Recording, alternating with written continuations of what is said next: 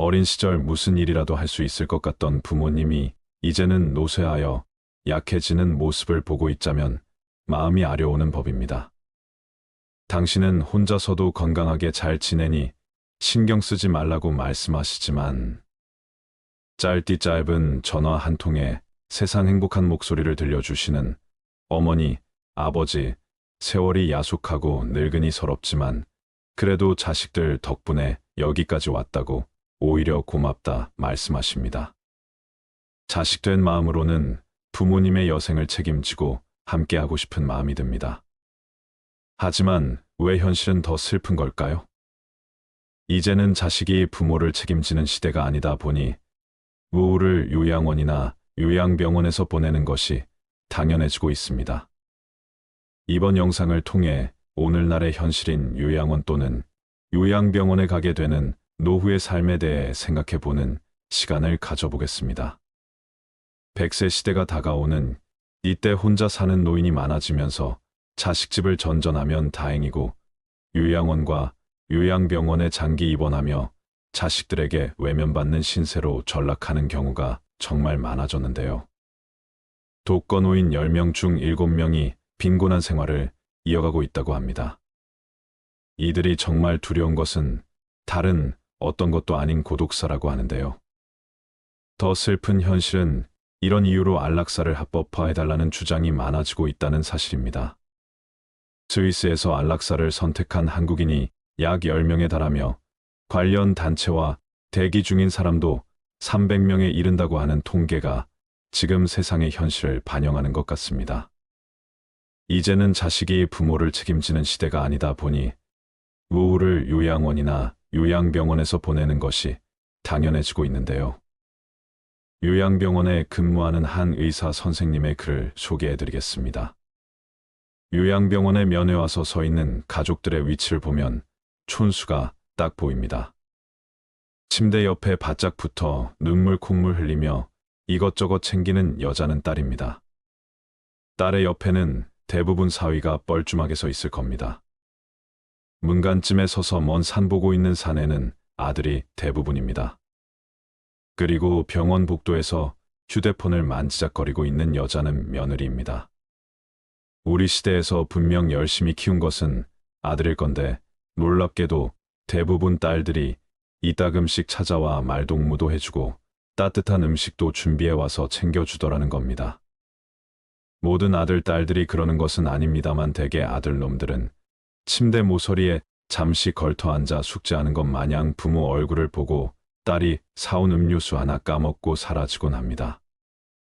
아들하며 무슨 신주딴지 마냥 키워놓은 벌을 받는 것인가 싶은 마음도 들었습니다. 요즘에는 딸 바보 같은 말들이 생겨났지만 옛날에는 생각지도 못한 일이었습니다. 딸 하나 10 아들 부럽지 않은 세상인 것을 그때는 몰랐습니다.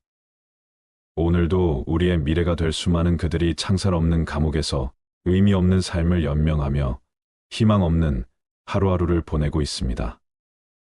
좋든 싫든 우리에게도 그날이 찾아올 것이고 그들 역시 자신의 말로가 그렇게 될 줄은 전혀 몰랐을 것입니다.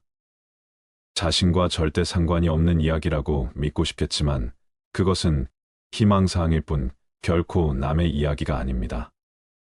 요즘에는 노인들의 고려장터가 요양원과 요양병원이 되고 있는 것 같아 마음이 씁쓸해집니다. 사람이 나이가 들고 서서히 정신이 약해져 가면 어린애처럼 된다고 합니다. 우리가 어렸을 때를 생각해 보세요. 실수를 해도 괜찮았고 때로는 투정을 부리며 억지를 쓰기도 했습니다. 음식을 흘리면서 먹고 걷다가 넘어져도 괜찮았던 것은 모두 부모님의 든든한 그림자 덕이었습니다. 때로는 어린아이들이 지레겁을 먹고 자신의 마음을 숨기곤 합니다. 우리 부모님들 역시 나이가 들어 어린아이처럼 되면 자식들이 무섭고 눈치도 보여서 하고 싶은 말이 있어도 하지 않으실 때가 많습니다. 제가 영상을 준비하면서 눈물을 꼭꼭 참은 글이 있습니다. 어느 한 할머니께서 요양원에 입원하기 전 자식들에게 남긴 편지입니다. 내 사랑하는 아들, 딸들아. 언젠가 우리가 늙어 약하고 지저분해지거든 인내를 가지고 이해해다오. 늙어서 음식을 흘리면서 먹거나 옷을 더럽히고 옷도 잘 입지 못하게 되면 내가 어렸을 적 먹이고 입혔었던 시간들을 떠올리면서 미안하지만 참고 이해해다오. 늙어서 말을 할 때 했던 말을 하고 또 하더라도 말하는 중간에 자르지 말고 끝까지 들어주면 좋겠다. 내가 어렸을 때 좋아하고 듣고 싶어 했던 이야기를 내가 잠이 들 때까지 셀 수 없이 되풀이하면서 들려주지 않았니? 훗날에 혹시 목욕하는 것을 싫어하면 너무 부끄럽게 하거나 타박하지는 말아다오. 수없이 핑계를 대면서 목욕을 하지 않으려고 도망치던 너를 씻기려고 따라다니던 모습을 기억해 주거라. 혹시 새로 나온 기술을 잘 모르면 그 방법을 자상하게 가르쳐 다오. 우리는 너에게 얼마나 많은 것을 가르쳐 주었는지 아니? 상하지 않은 음식을 먹는 법, 옷을 입는 법, 힘들 때 이겨내는 방법 등 삶에 도움이 되는 많은 것들을 알려주었단다. 점점 기억력이 약해져 무언가를 자주 잊어버리거나 말이 막혀 대화가 잘 안 될 때면 성급해하지 말고 기억하는데 필요한 시간을 좀 내어주지 않겠니? 그리고 혹시 기억을 못해도 너무 나무라지는 말아다오. 우리에게 가장 소중한 것은 우리가 너와 함께 있다는 것이고 말을 들어주는 내가 있다는 것이 중요하기 때문이란다. 또 음식 먹기를 싫어하거든 억지로 먹이려고 하지 말아다오. 언제 먹어야 하는지 혹은 먹지 말아야 하는지는 잘 알고 있단다.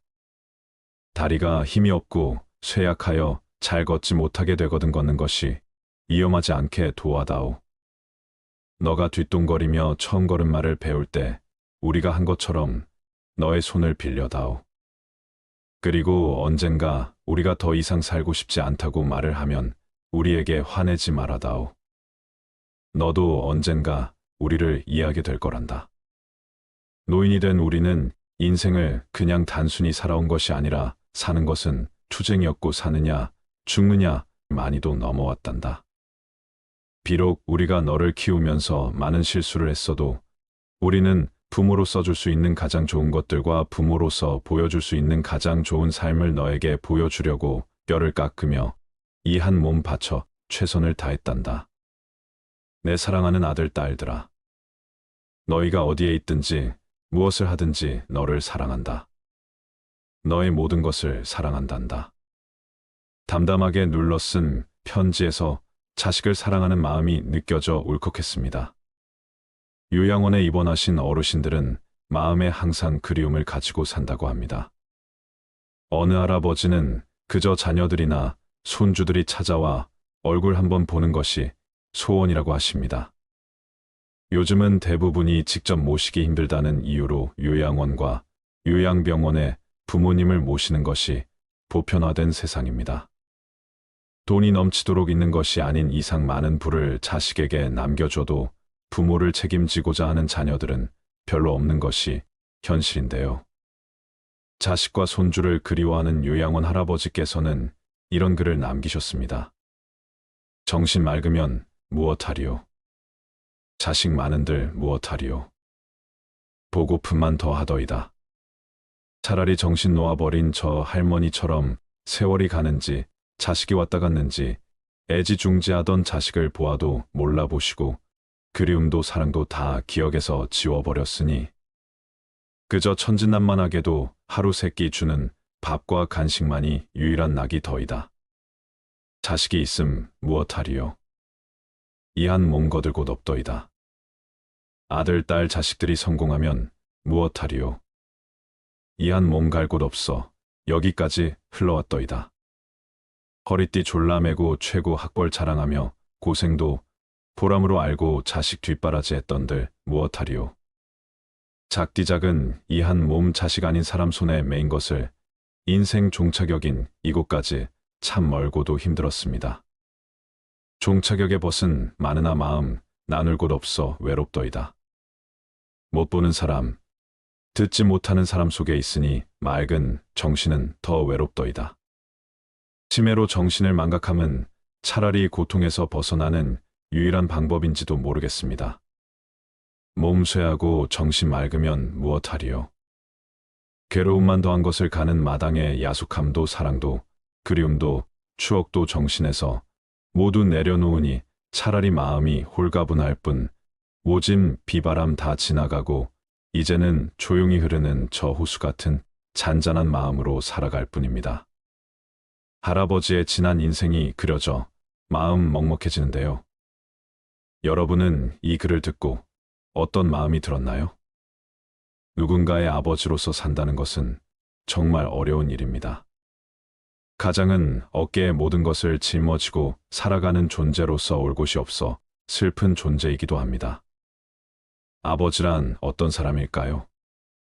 아버지란 기분이 좋을 때 헛기침을 하고 겁이 날 때 너털웃음을 웃는 사람입니다. 아버지란 자기가 기대한 만큼 아들, 딸이 학교 성적이 좋지 않을 때 겉으로는 괜찮아 하지만 속으로는 몹시 화가 나는 사람입니다. 아버지의 마음은 먹칠을 한 요리로 되어 있습니다. 그래서 속은 보이지 않지만 잘 깨지기도 합니다. 울 장소가 없기에 슬픈 존재인 아버지. 아버지가 아침 식탁에서 성급하게 일어나서 나가는 직장은 즐거운 일만 기다리고 있는 곳은 아닙니다. 아버지는 머리가 새딸린 용과 싸우러 나가십니다. 그것은 피로와 끝없는 일과 직장 상사에게서 받는 스트레스입니다. 아버지란 내가 아버지 노릇을 제대로 하고 있나, 내가 정말 아버지다운가 하는 자책을 날마다 하는 사람입니다. 아버지란 자식을 결혼시킬 때 한없이 울면서도 얼굴에는 웃음을 나타내는 사람입니다. 아들, 딸이 밤늦게 돌아올 때 어머니는 10번 걱정하는 말을 하지만 아버지는 10번도 넘게 현관을 쳐다봅니다. 아버지에게 있어 최고의 자랑은 자식들이 남에게서 칭찬을 받을 때라고 합니다. 아버지들이 가장 꺼림칙하게 생각하는 속담이 있습니다. 가장 좋은 선생은 손수 모범을 보이는 것이다라는 속담입니다. 아버지는 늘 자식들에게 그럴듯한 교훈을 하면서도 실제 자신이 모범을 보이지 못하기 때문에 이 점에 있어 미안하게 생각도 하고 콤플렉스도 가지고 있습니다. 아버지는 이중적인 태도를 곧잘 취합니다. 그 이유는 아들, 딸들이 나를 닮아 주었으면 하고 생각하면서도 나를 닮지 않아 주었으면 하는 생각을 동시에 하기 때문입니다. 아버지에 대한 우리의 인상은 나이에 따라 달라집니다. 일반적으로 나이에 따라 변하는 아버지의 인상은 어릴 때는 무엇이나 다 할 수 있는 나의 영웅이었고 청년이 되었을 땐 세대 차이가 나고 이해가 안 가는 존재였으며 중년이 되어서는 올바른 조언을 해주시는 훌륭한 삶의 길잡이입니다. 아버지란 돌아가신 뒤에도 두고두고 그 말씀이 생각나는 사람입니다. 아버지란 돌아가신 후에야 보고 싶은 사람입니다. 아버지는 결코 무관심한 사람이 아닙니다. 아버지가 무관심한 것처럼 보이는 것은 체면과 자존심과 미안함 같은 것이 어우러져서 그 마음을 쉽게 나타내지 못하기 때문입니다. 아버지의 웃음은 어머니의 웃음보다 농도가 2배쯤은 진하며 울음은 10배쯤 될 것입니다. 아들, 딸들은 아버지의 수입이 적은 것이나 아버지의 지위가 높지 못한 것에 대해 불만이 있지만 아버지는 그런 마음에 속으로만 옵니다. 아버지는 가정에서 어른인 체를 해야 하지만 친한 친구를 만나면 소년으로 돌아갑니다. 아버지는 어머니 앞에서는 기도도 안 하지만 혼자 차를 운전하면서는 큰 소리로 기도도 하고 주문을 외기도 하는 사람입니다. 어머니의 가슴은 봄과 여름을 왔다 갔다 하지만 아버지의 가슴은 가을과 겨울을 오고 갑니다. 예전에는 몰랐습니다. 나에게만 흐르는 줄 알았던 시간이 우리 부모님에게도 흐르고 있었다는 사실을 말입니다. 자식 뒷바라지 하시느라 당신들의 삶을 제대로 누리지 못했고 한 해 한 해 지날 때마다 깊어지는 주름을 보고 있으면 좀 더 잘해드리지 못한 지난 날이 후회되곤 합니다. 그러니 살아생전에 전화도 자주 드리고 한 번이라도 더 찾아뵙고 맛있는 것도 함께 먹는 것이 이제는 최고의 효도가 아닐까 생각하게 됩니다. 언젠가 이별의 날이 찾아온다 생각하면 서글퍼지지만 더 많이 사랑했던 날들만 기억하고 싶기에 자주 찾아뵙고자 합니다. 시간은 되돌릴 수가 없습니다. 다가올 미래에 잘 돼서 효도해야지 생각하는 것보다 현재 내가 할 수 있는 최선을 다해 부모님을 사랑하세요. 그리고 이제 중년을 지나 노년의 삶을 향해 달려가고 있는 분들은 이 세 가지를 꼭 기억하시기 바랍니다. 첫째로는 건강한 생활 습관을 가지는 것입니다. 이것은 아주 기본적으로 지켜야 해서 많은 분들이 이미 아는 얘기라고 가볍게 받아들이곤 하는데요. 올바른 생활 습관이야말로 건강하게 늙어갈 수 있는 방법입니다. 금연과 절주 그리고 식이요법을 통해 생활 습관을 바르게 바꿔보세요. 둘째는 적당한 운동을 해주는 것입니다. 시간을 내서 운동하려고 하면 부담이 되고 오히려 시작조차 하기 힘들 수 있기 때문에 생활 습관 속에 운동을 녹여보세요. 외출할 때 날씨가 선선하면 30분 정도는 걷다가 집에 들어오는 것인데요. 걷기 운동을 하면 뇌에도 자극을 주어 긍정적인 생각이 나게 하고 건강에도 매우 효과적이라고 합니다. 셋째, 너무 무리하지 마세요. 충분한 휴식과 수면이 보약이라고 합니다. 균형적으로 수면을 취하는 것이 좋고 하루에 45분 정도 걷기 운동을 한 뒤에 20분 낮잠을 자는 것이 건강하게 늙는 비결이라고 합니다. 주변의 나이가 들어도 외모가 멋스럽고 아름다운 사람을 관찰해보면 한 명도 빠짐없이 적당한 운동을 하는 것을 알 수 있습니다. 또한 스킨십과 사랑을 나누는 것만큼 건강한 것은 없습니다. 사랑을 하면 곱게 늙어갈 수 있다고 합니다.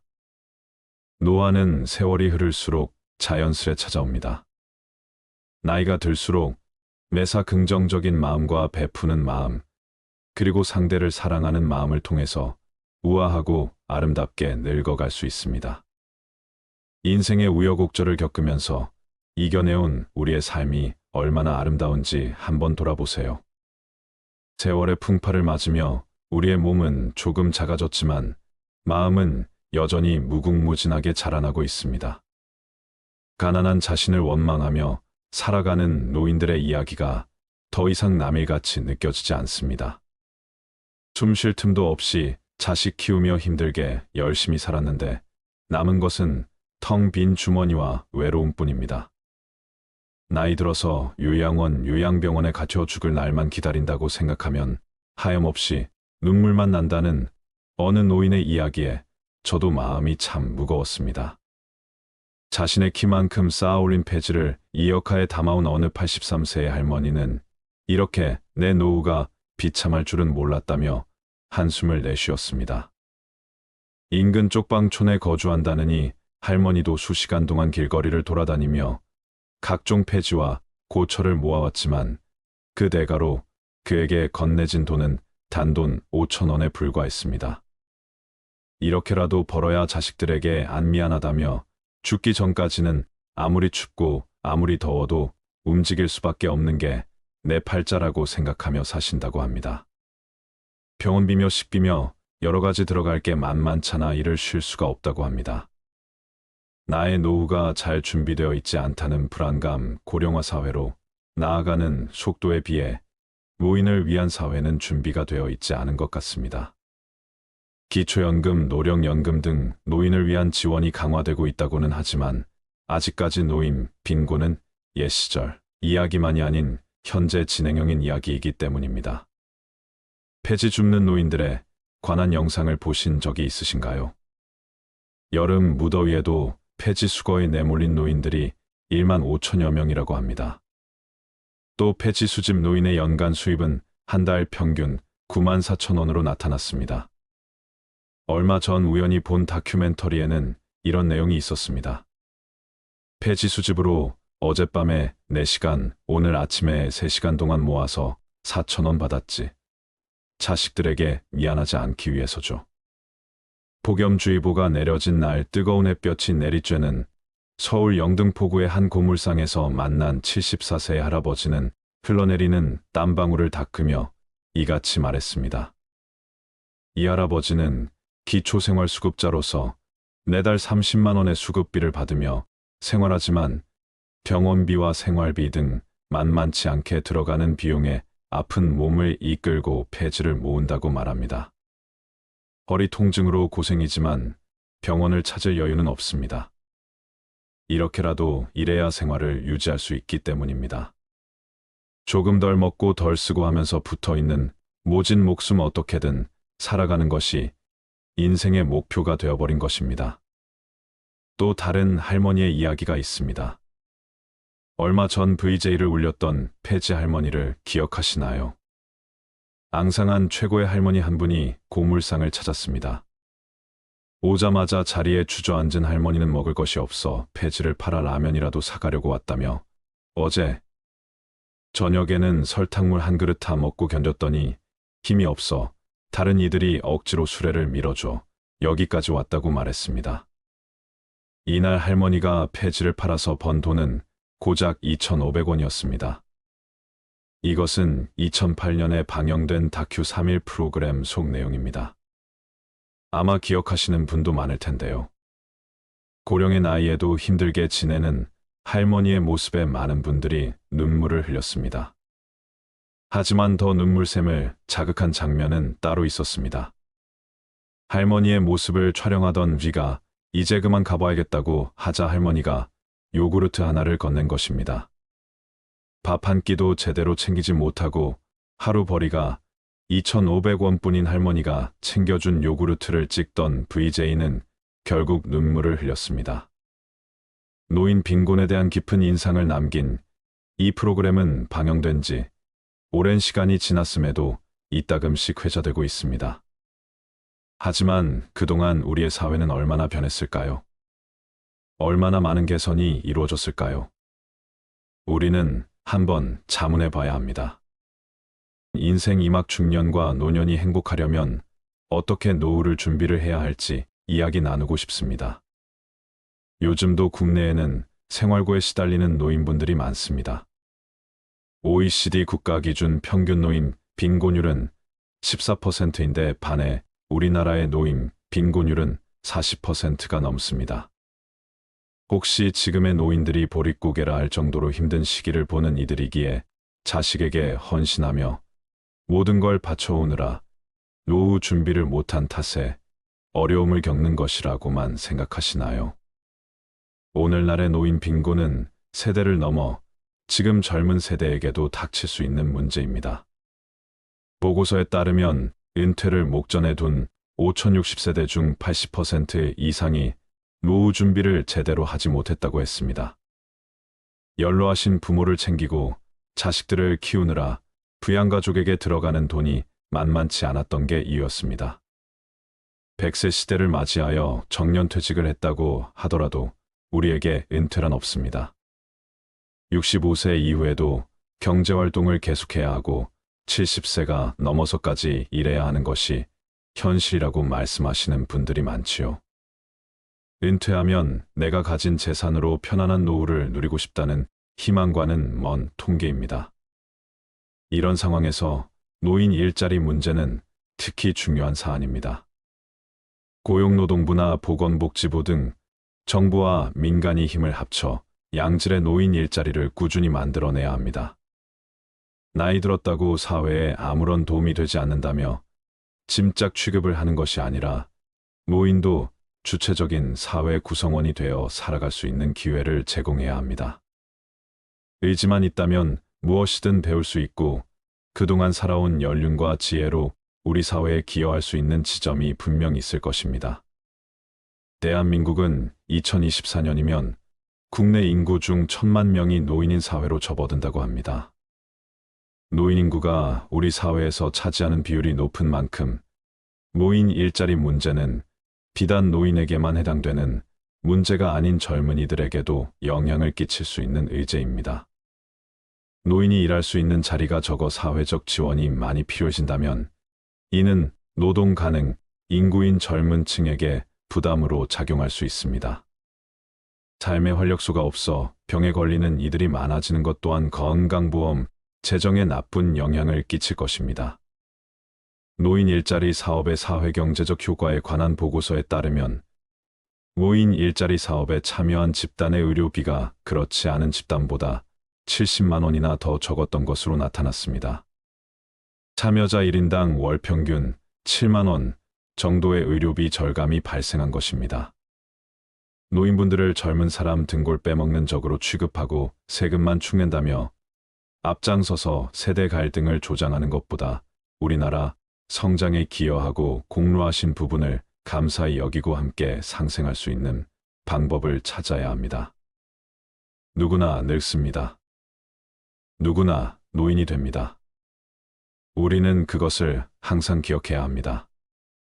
나이 드는 것을 두려워하지 마세요. 모든 것은 자연의 섭리이고 이치일 뿐 현재 행복한 삶을 살아가는 것이 천배만 배 더 중요합니다. 지혜롭고 성숙하게 나이 드는 당신은 그 누구보다 아름답습니다.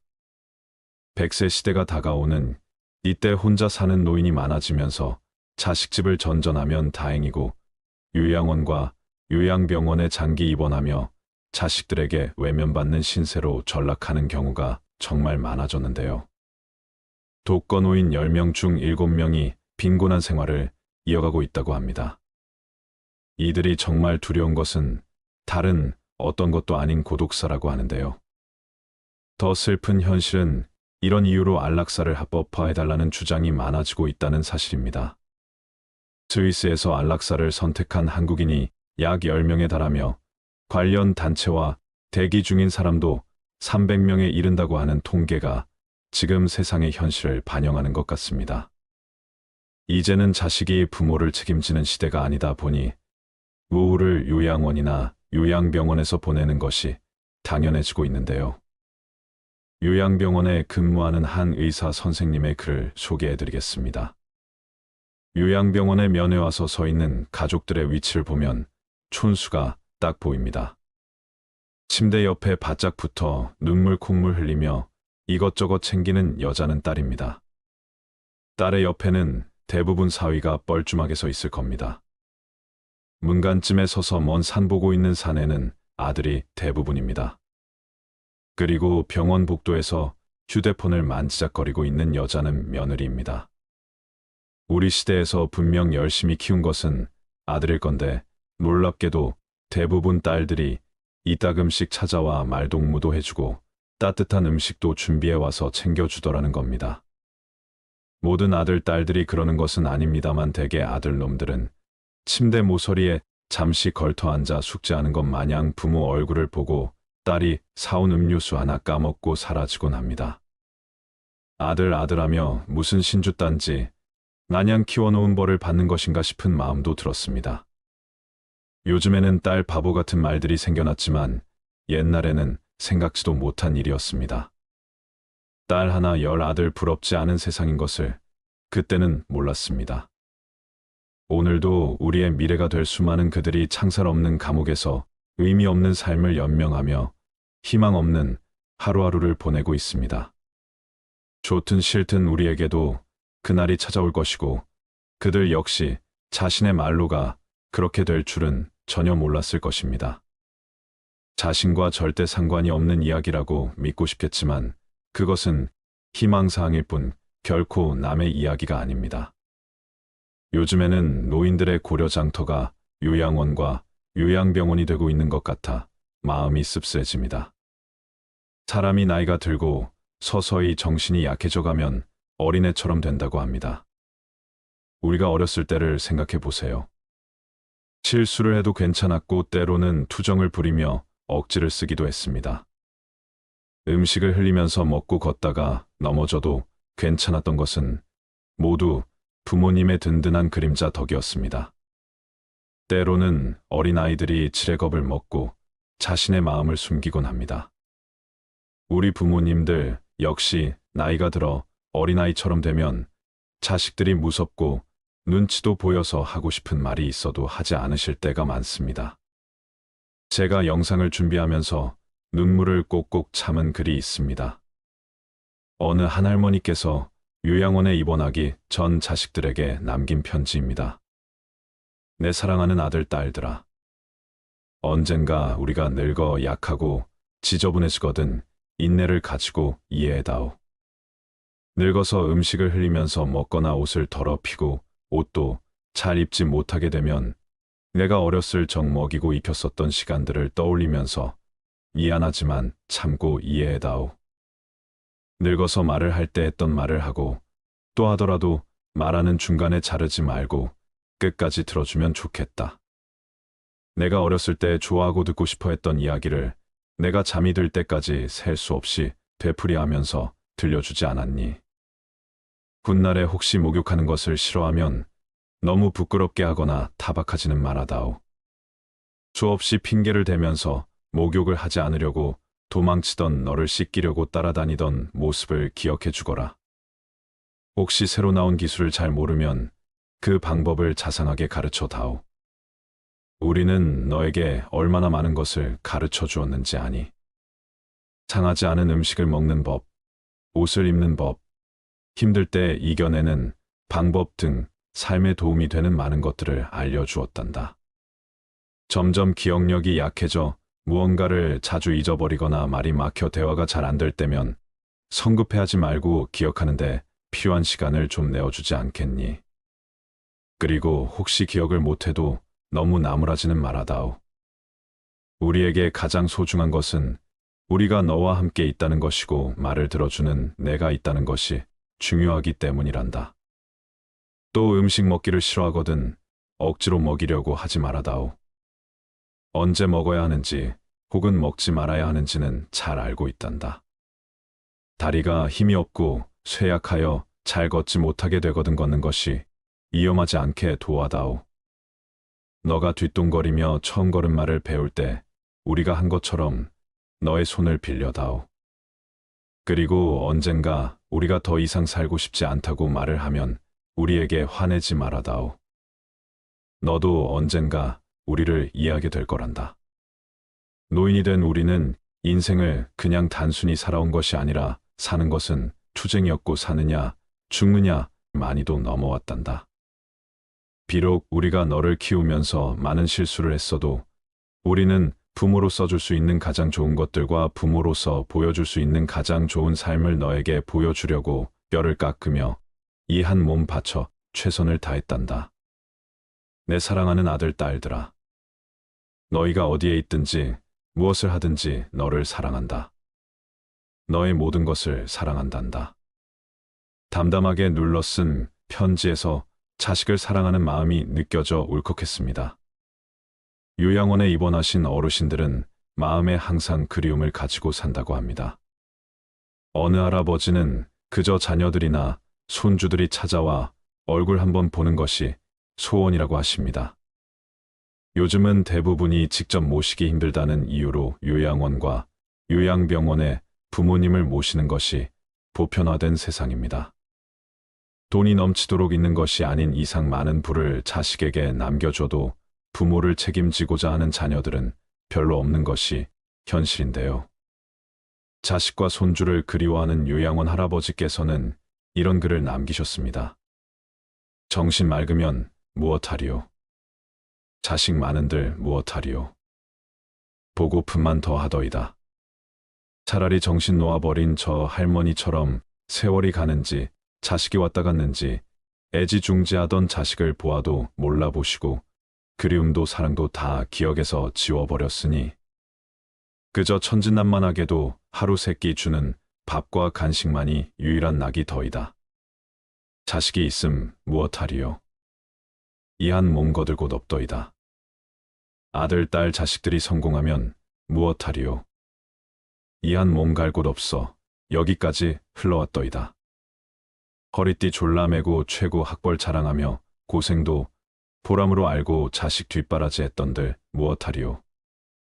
작디작은 이 한 몸 자식 아닌 사람 손에 매인 것을 인생 종착역인 이곳까지 참 멀고도 힘들었습니다. 종착역의 벗은 많으나 마음 나눌 곳 없어 외롭더이다. 못 보는 사람, 듣지 못하는 사람 속에 있으니 맑은 정신은 더 외롭더이다.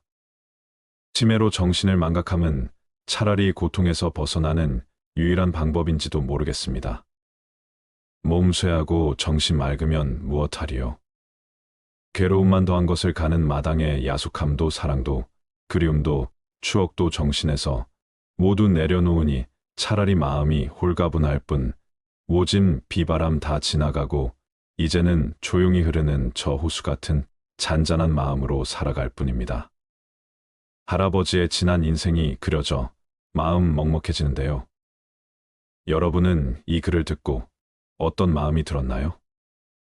누군가의 아버지로서 산다는 것은 정말 어려운 일입니다. 가장은 어깨에 모든 것을 짊어지고 살아가는 존재로서 올 곳이 없어 슬픈 존재이기도 합니다. 아버지란 어떤 사람일까요? 아버지란 기분이 좋을 때 헛기침을 하고 겁이 날 때 너털웃음을 웃는 사람입니다. 아버지란 자기가 기대한 만큼 아들, 딸이 학교 성적이 좋지 않을 때 겉으로는 괜찮아 하지만 속으로는 몹시 화가 나는 사람입니다. 아버지의 마음은 먹칠을 한 요리로 되어 있습니다. 그래서 속은 보이지 않지만 잘 깨지기도 합니다. 울 장소가 없기에 슬픈 존재인 아버지. 아버지가 아침 식탁에서 성급하게 일어나서 나가는 직장은 즐거운 일만 기다리고 있는 곳은 아닙니다. 아버지는 머리가 새딸린 용과 싸우러 나가십니다. 그것은 피로와 끝없는 일과 직장 상사에게서 받는 스트레스입니다. 아버지란 내가 아버지 노릇을 제대로 하고 있나, 내가 정말 아버지다운가 하는 자책을 날마다 하는 사람입니다. 아버지란 자식을 결혼시킬 때 한없이 울면서도 얼굴에는 웃음을 나타내는 사람입니다. 아들, 딸이 밤늦게 돌아올 때 어머니는 10번 걱정하는 말을 하지만 아버지는 10번도 넘게 현관을 쳐다봅니다. 아버지에게 있어 최고의 자랑은 자식들이 남에게서 칭찬을 받을 때라고 합니다. 아버지들이 가장 꺼림칙하게 생각하는 속담이 있습니다. 가장 좋은 선생은 손수 모범을 보이는 것이다라는 속담입니다. 아버지는 늘 자식들에게 그럴듯한 교훈을 하면서도 실제 자신이 모범을 보이지 못하기 때문에 이 점에 있어 미안하게 생각도 하고 콤플렉스도 가지고 있습니다. 아버지는 이중적인 태도를 곧잘 취합니다. 그 이유는 아들, 딸들이 나를 닮아 주었으면 하고 생각하면서도 나를 닮지 않아 주었으면 하는 생각을 동시에 하기 때문입니다. 아버지에 대한 우리의 인상은 나이에 따라 달라집니다. 일반적으로 나이에 따라 변하는 아버지의 인상은 어릴 때는 무엇이나 다 할 수 있는 나의 영웅이었고 청년이 되었을 땐 세대 차이가 나고 이해가 안 가는 존재였으며 중년이 되어서는 올바른 조언을 해주시는 훌륭한 삶의 길잡이입니다. 아버지란 돌아가신 뒤에도 두고두고 그 말씀이 생각나는 사람입니다. 아버지란 돌아가신 후에야 보고 싶은 사람입니다. 아버지는 결코 무관심한 사람이 아닙니다.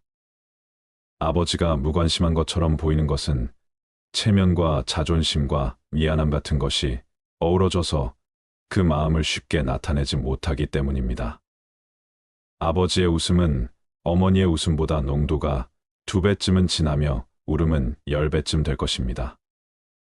아들, 딸들은 아버지의 수입이 적은 것이나 아버지의 지위가 높지 못한 것에 대해 불만이 있지만 아버지는 그런 마음에 속으로만 옵니다. 아버지는 가정에서 어른인 체를 해야 하지만 친한 친구를 만나면 소년으로 돌아갑니다. 아버지는 어머니 앞에서는 기도도 안 하지만 혼자 차를 운전하면서는 큰 소리로 기도도 하고 주문을 외기도 하는 사람입니다. 어머니의 가슴은 봄과 여름을 왔다 갔다 하지만 아버지의 가슴은 가을과 겨울을 오고 갑니다. 예전에는 몰랐습니다. 나에게만 흐르는 줄 알았던 시간이 우리 부모님에게도 흐르고 있었다는 사실을 말입니다. 자식 뒷바라지 하시느라 당신들의 삶을 제대로 누리지 못했고 한 해 한 해 지날 때마다 깊어지는 주름을 보고 있으면 좀 더 잘해드리지 못한 지난 날이 후회되곤 합니다. 그러니 살아생전에 전화도 자주 드리고 한 번이라도 더 찾아뵙고 맛있는 것도 함께 먹는 것이 이제는 최고의 효도가 아닐까 생각하게 됩니다. 언젠가 이별의 날이 찾아온다 생각하면 서글퍼지지만 더 많이 사랑했던 날들만 기억하고 싶기에 자주 찾아뵙고자 합니다. 시간은 되돌릴 수가 없습니다. 다가올 미래에 잘 돼서 효도해야지 생각하는 것보다 현재 내가 할 수 있는 최선을 다해 부모님을 사랑하세요. 그리고 이제 중년을 지나 노년의 삶을 향해 달려가고 있는 분들은 이 세 가지를 꼭 기억하시기 바랍니다. 첫째로는 건강한 생활 습관을 가지는 것입니다. 이것은 아주 기본적으로 지켜야 해서 많은 분들이 이미 아는 얘기라고 가볍게 받아들이곤 하는데요. 올바른 생활 습관이야말로 건강하게 늙어갈 수 있는 방법입니다. 금연과 절주 그리고 식이요법을 통해 생활 습관을 바르게 바꿔보세요. 둘째는 적당한 운동을 해주는 것입니다. 시간을 내서 운동하려고 하면 부담이 되고 오히려 시작조차 하기 힘들 수 있기 때문에 생활 습관 속에 운동을 녹여보세요. 외출할 때 날씨가 선선하면 30분 정도는 걷다가 집에 들어오는 것인데요. 걷기 운동을 하면 뇌에도 자극을 주어 긍정적인 생각이 나게 하고 건강에도 매우 효과적이라고 합니다. 셋째, 너무 무리하지 마세요. 충분한 휴식과 수면이 보약이라고 합니다.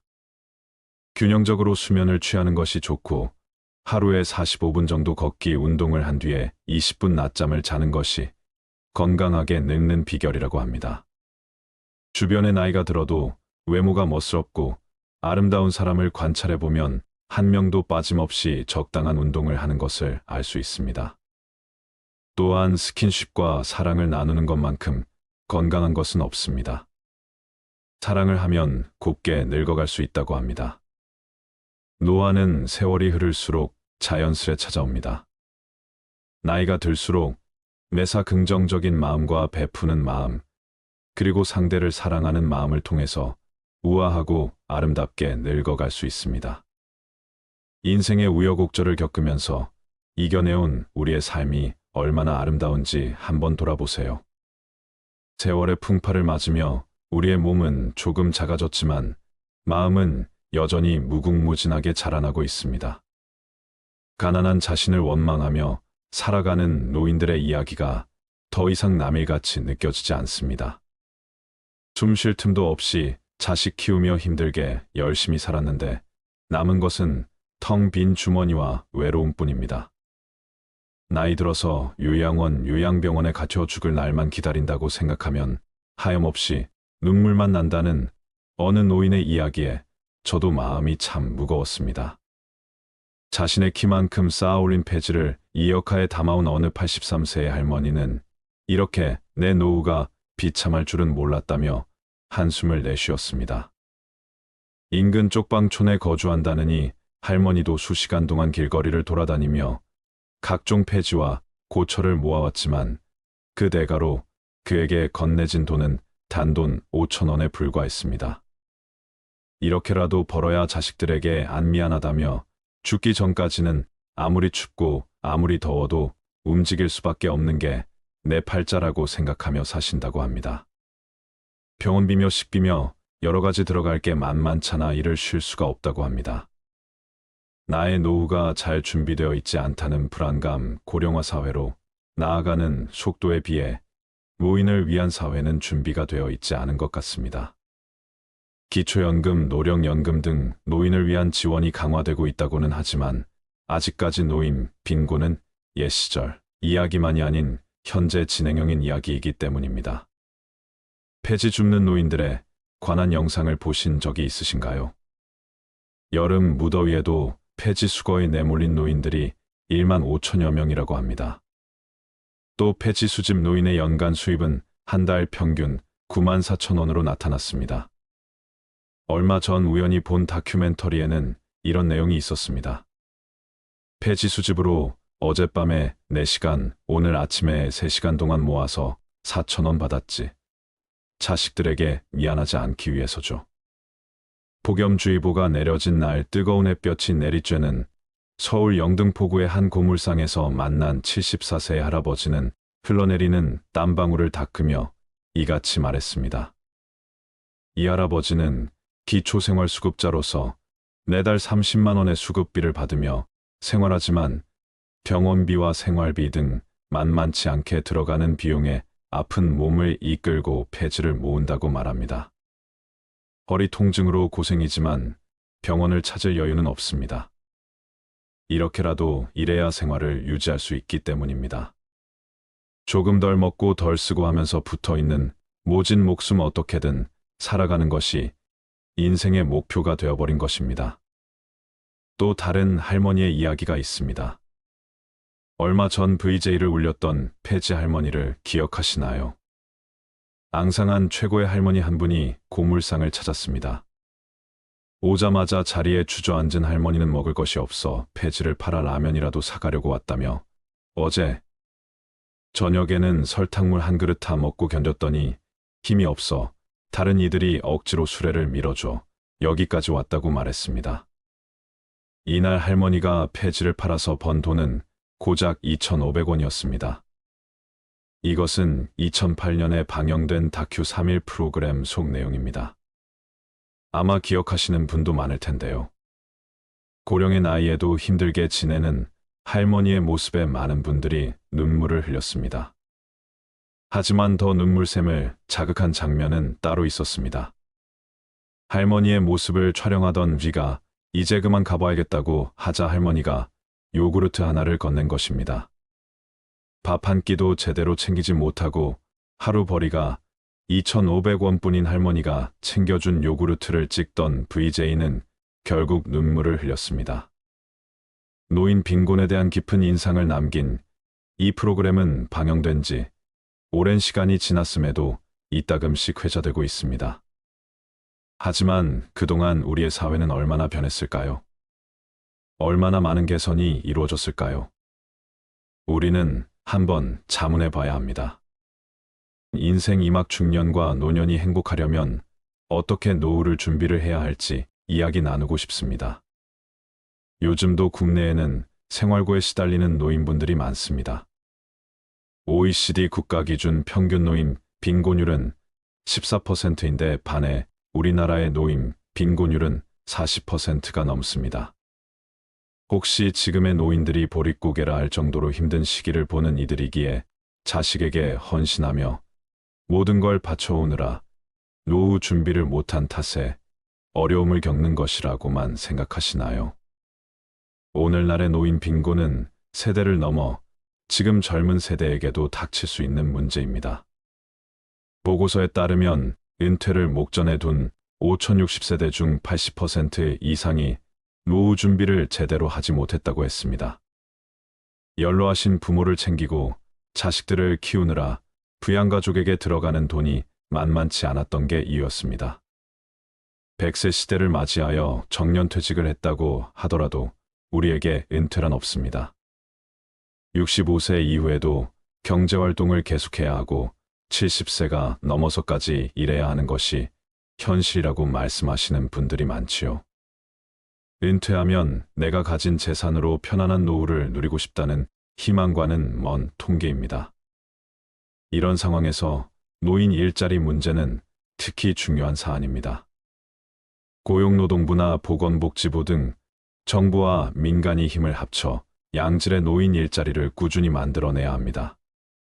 나이 들었다고 사회에 아무런 도움이 되지 않는다며 짐짝 취급을 하는 것이 아니라 노인도 주체적인 사회 구성원이 되어 살아갈 수 있는 기회를 제공해야 합니다.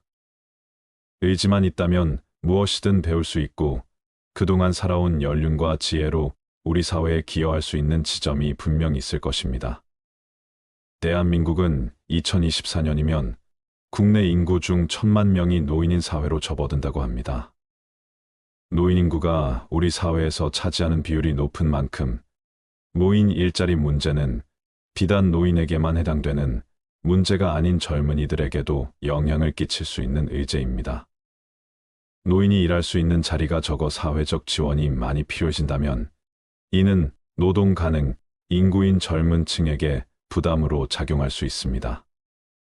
삶의 활력소가 없어 병에 걸리는 이들이 많아지는 것 또한 건강보험, 재정에 나쁜 영향을 끼칠 것입니다. 노인 일자리 사업의 사회경제적 효과에 관한 보고서에 따르면 노인 일자리 사업에 참여한 집단의 의료비가 그렇지 않은 집단보다 70만 원이나 더 적었던 것으로 나타났습니다. 참여자 1인당 월 평균 7만 원 정도의 의료비 절감이 발생한 것입니다. 노인분들을 젊은 사람 등골 빼먹는 적으로 취급하고 세금만 축낸다며 앞장서서 세대 갈등을 조장하는 것보다 우리나라 성장에 기여하고 공로하신 부분을 감사히 여기고 함께 상생할 수 있는 방법을 찾아야 합니다. 누구나 늙습니다. 누구나 노인이 됩니다. 우리는 그것을 항상 기억해야 합니다. 나이 드는 것을 두려워하지 마세요. 모든 것은 자연의 섭리이고 이치일 뿐 현재 행복한 삶을 살아가는 것이 천배만 배 더 중요합니다. 지혜롭고 성숙하게 나이 드는 당신은 그 누구보다 아름답습니다. 당신의 삶을 응원합니다. 앞으로도 여러분과 여러분 부모님의 삶이 건강하고 행복하기를 소망합니다.